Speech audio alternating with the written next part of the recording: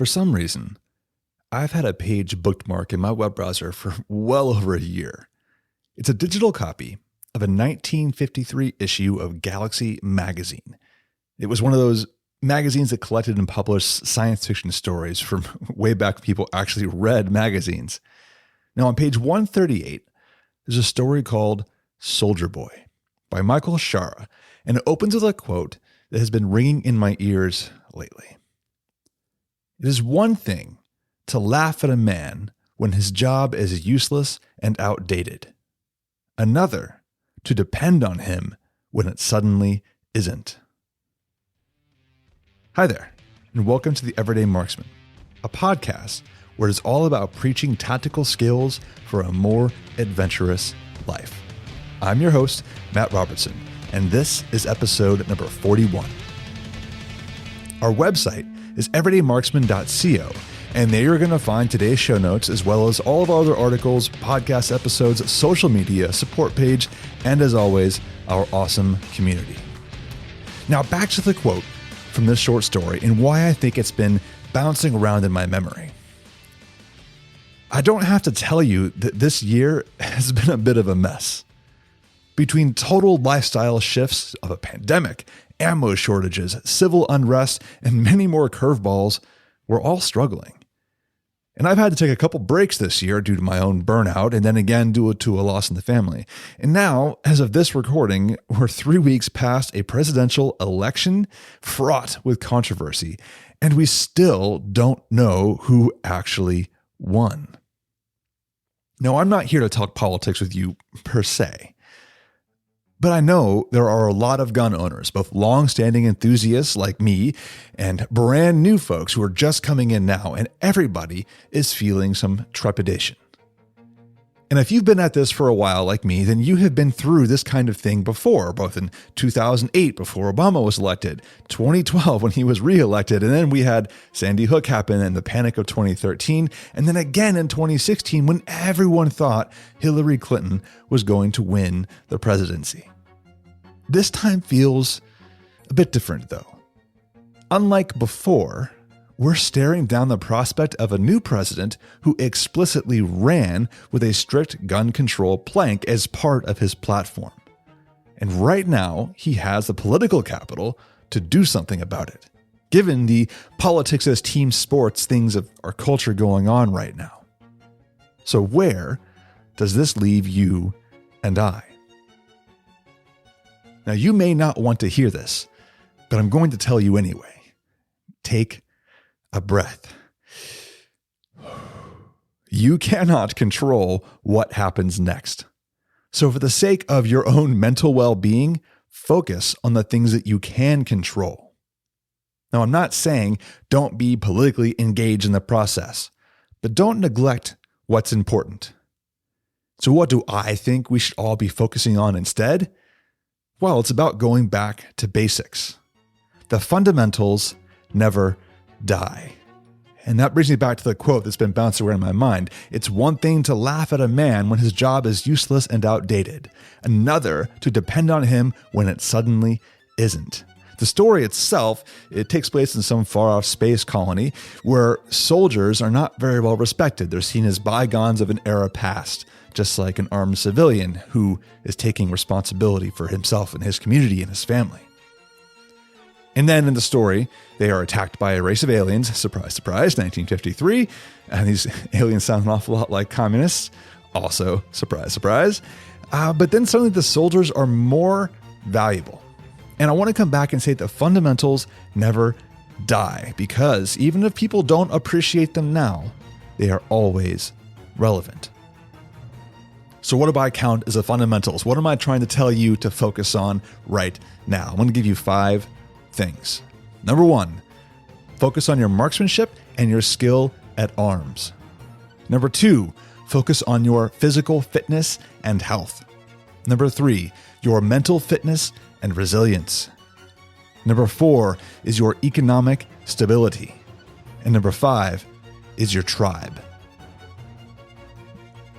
So let's talk about each of these in a bit more detail. So let's start with the rifle. the fundamentals of what we do here at the Everyday Marksman. Now, I've often heard it said over and over again that the tool is less important than the tactics. In fact, in the very first podcast interview I ever did, John Simpson made the point to say over and over again, and I've quoted it many, many times, that the man who trains with a stick will defeat the man who plays with a sword. Now, regardless of what happens, if anything, over the next several years with AR-15s, the rifle is the tool. The real weapon is the person wielding it. Now, I'm not going to deny that there's a lot of benefit in a fighting situation to a semi-automatic rifle. It's a lot of capability over something like a bolt action or a lever action or something like that. But what I am talking about here is not just the rifle. It's the skill that goes into using that rifle to its maximum capability, the raw fundamentals of marksmanship, of hitting what you are aiming at out to whatever the distance is that rifle can hit, as well as the intelligent tactics to shoot, move, communicate, and employ that weapon both on your own or as part of a team. Now, even with the ammunition shortage that we're all facing right now, we can still get in solid, fundamental practice sessions of these things, of shoot, move, communicate, of marksmanship. In fact, I recently had a post on the blog posting up a really nice 10-foot scaled target to practice out to 400 yards. Dry fire is really your friend here, but I don't want to shortchange the whole skill at arms concept too. It's not just about shooting. A lot of the things that we write about here at the Everyday Marksman are outside the realm of shooting. Think about outdoor skills. Shooting is fun. It's the easier thing to do than going out and learning how to build a fire from scratch, learning how to build a shelter, learning how to survive. All of these things help build confidence and your abilities so that when good times or bad times come in the future, you are prepared. Now, if the weapon is really the person, then it makes sense to ensure that the person themselves is operating as well as they possibly can be. Now, if you've been with me for a while, then you've heard me beat this drum over and over again. Too many of us neglect our physical capabilities in favor of buying more gear. I think there's this pervasive idea of the porch sniper, whereby some random dude with a deer rifle is going to defend his home or his neighborhood by adopting a fixed position and shooting it out from 400 yards. Well, look, let's be honest. History doesn't look too fondly upon tactics like that. It may work so long as a single guy up against one or two folks who weren't very good at sneaking around and gathering intelligence beforehand. And this all assumes that our porch sniper is actually awake when the bad guys show up, which is probably not going to be likely. But let's back up from the whole community defense angle for a moment and just talk about deterrence and emergencies. Being physically fit and healthy directly correlates to a higher probability of survival in an emergency.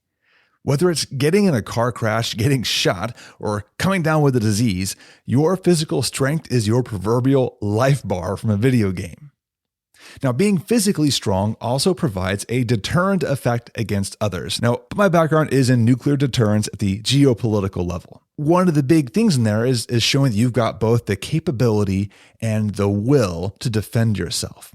So when I'm talking about strength, what I'm talking about is predators who would seek to do you harm are more likely to hold back if they think there's a significant chance that they are going to lose.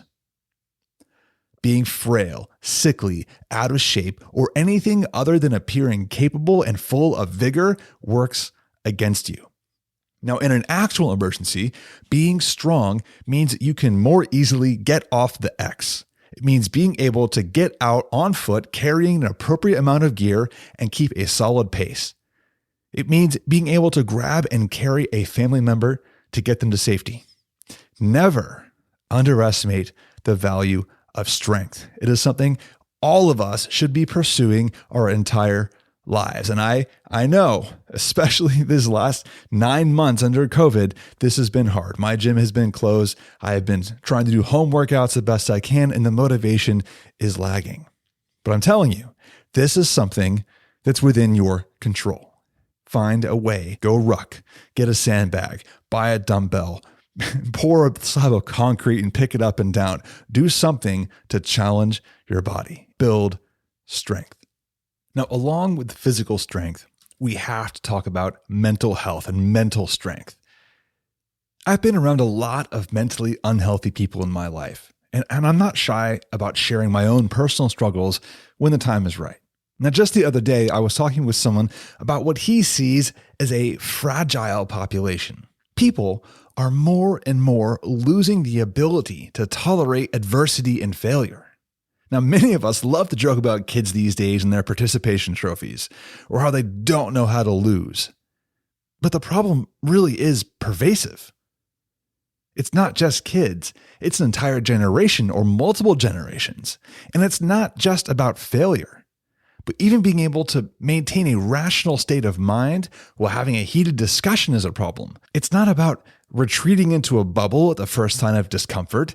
It's about understanding and accepting that there will be conflict and being okay with that because you have the confidence in yourself and your resilience to deal with it.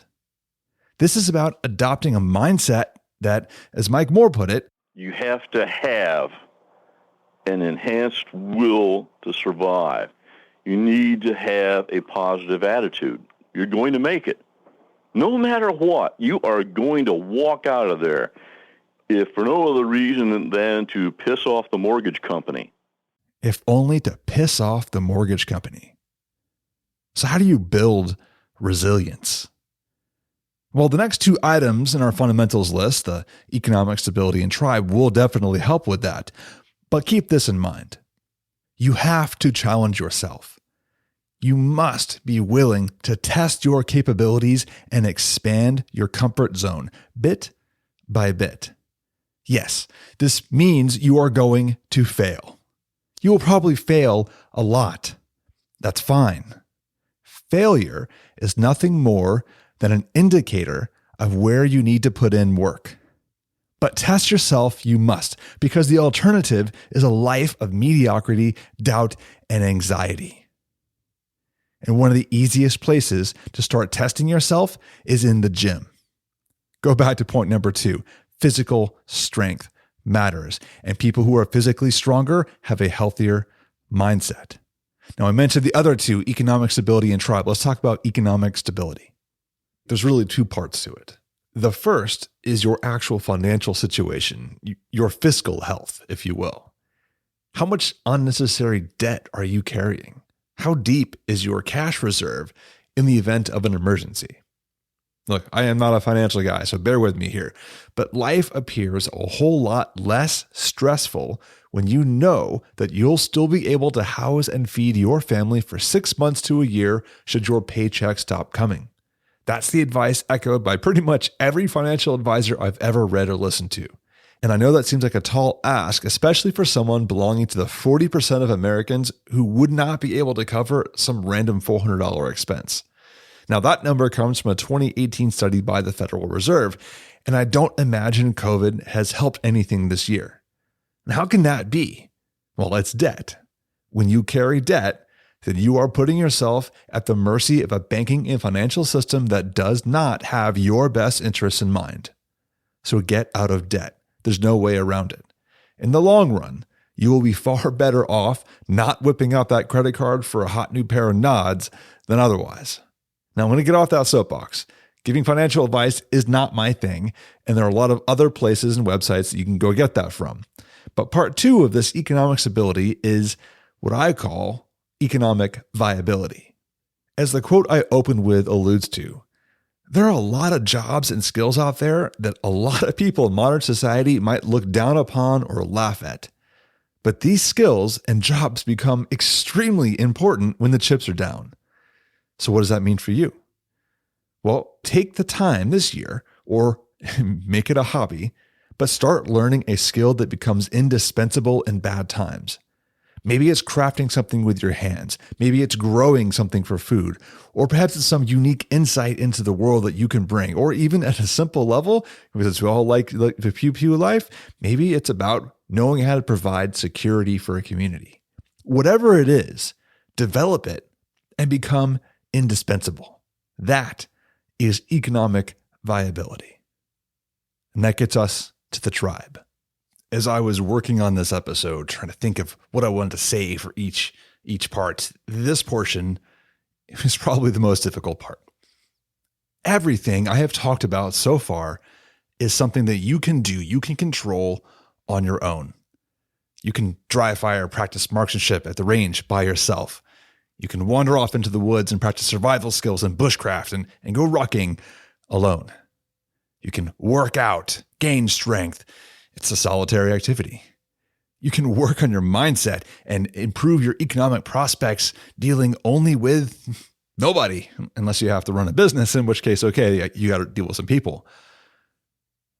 But what I'm getting at is that we, as human beings, are not solitary creatures. Our minds, our souls crave connection to others, and we must honor that.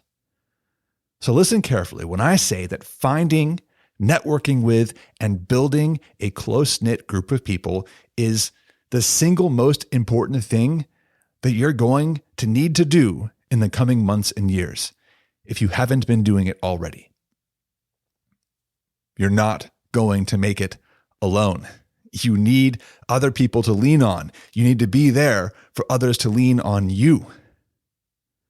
Otherwise, whatever's coming, you're not going to make it. Nobody is going to make it. And if you're really worried about the way things have been looking in the country with the protests and the riots and everything that has gone on, realize that part of the reason they have been so successful is because they have grown a tribe around it. And then what have we done? We've been posting memes on the internet. We've been commiserating in our closed chat groups, complaining about the way things are going. But what are we actually doing together? I know, hypocrite. I'm not doing much either. I've been quarantined just like everybody else. And I've got a small group of people that I like to talk to on a regular basis. You guys are awesome in the Discord channel. I've got some people locally who I like to talk to and shoot with when I can. But I'll admit that I don't have a tribe. Would love to build one. It's something I need to do. But this is something we all need to do together. So that's it. That's my message today. Those are 5 points that during all of this lockdown, during all this madness that is coming, these are the fundamentals that we can work on. You can work on your marksmanship, your skill at arms, and your personal skills. You can work on your physical and your mental health. You can work on your economic fitness to make sure you are in a healthy position should things go sideways and you're not in a mountain of debt and you know how to take care of yourself and you've got marketable skills. And we need to work on building a tribe. These are the things that we can control in our world. Too many of us are obsessed with the things that we cannot control. They are outside of our sphere of influence that's happening across the country, across the world, in a city, on a capital that we have no influence on. And worrying about those things is sapping us of our own energy and our own power to control our world. So that's it. That is my message today.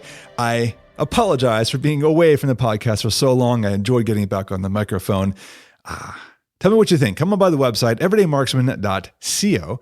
Find today's show notes, drop a comment, tell me what you think, and see if maybe you can find somebody else to network with, to join a tribe.